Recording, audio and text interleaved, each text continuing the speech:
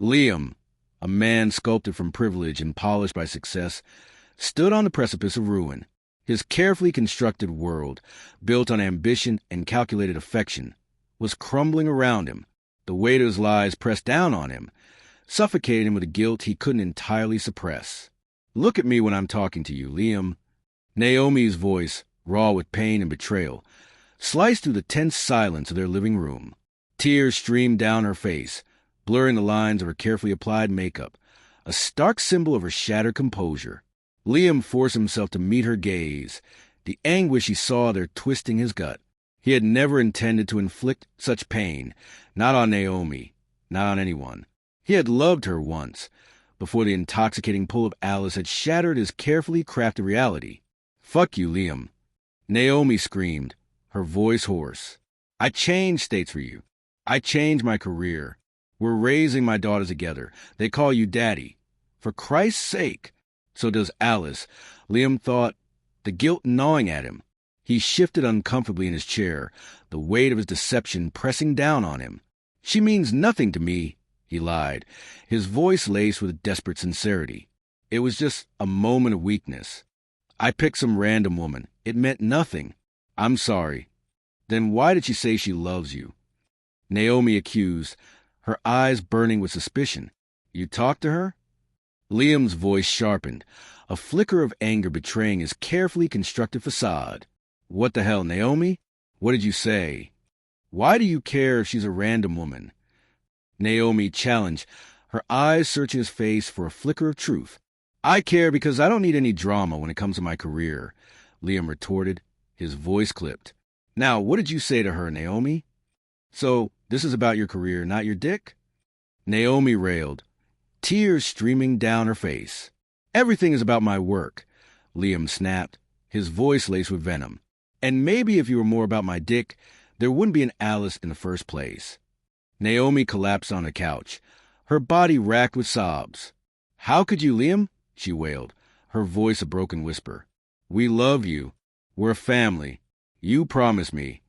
Liam sat beside her, pulling her shaking frame close. He did love Naomi. He truly did. Hurting her daughters, was the last thing he wanted. But the fire of his love for Alice, a blazing nebula in his heart, consumed him, blinding him to all else. "My love," he murmured, rocking her gently. "This is hard, I know. I promise I'll make this right. But I need to know what you said to her, in case this comes up in a background check later on. I just want to keep our family safe." Naomi sniffled, her eyes searching his.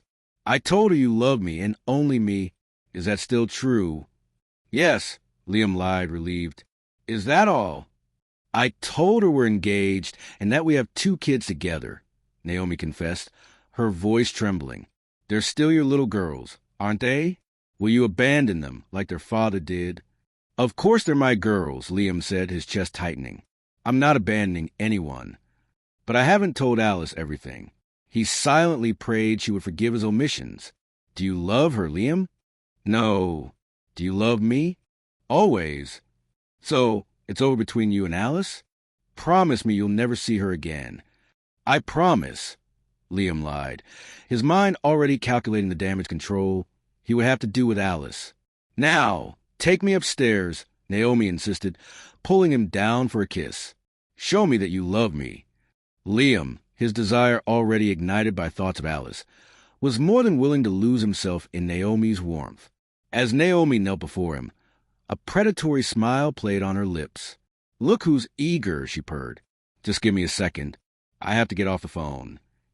Liam's brow furrowed. "Alice, did you hear him, slut?"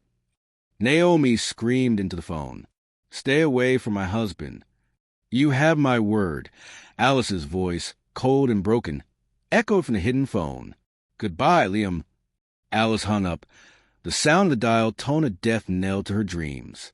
She stumbled to the bathroom, her body convulsing with dry heaves. "I was just a slut. He never loved me. Eric was right. I need him. I need him to help me raise faith, to give me some semblance of normalcy." Alice fell to her knees, her body racked with sobs. "God!" she cried, her voice a raw, primal scream. "You have forsaken your child. You have hated me since I first took breath. You have made an enemy. Do you hear me? Hear me, motherfucker. Yo, the celestial guardian, was jolted by Alice's voice. The raw power of her rage, the echo of Asherah's awakening, resonated through his celestial domain, shattering the tranquility of his existence. He touched his ear, a trickle of iridescent blood staining his fingertips. Alice's voice had shattered his eardrum. With a surge of panic, Yael unfurled his deep blue wings, a desperate urgency propelling him toward the Golden Palace. Asherah had awakened in Alice, and the consequences would be catastrophic.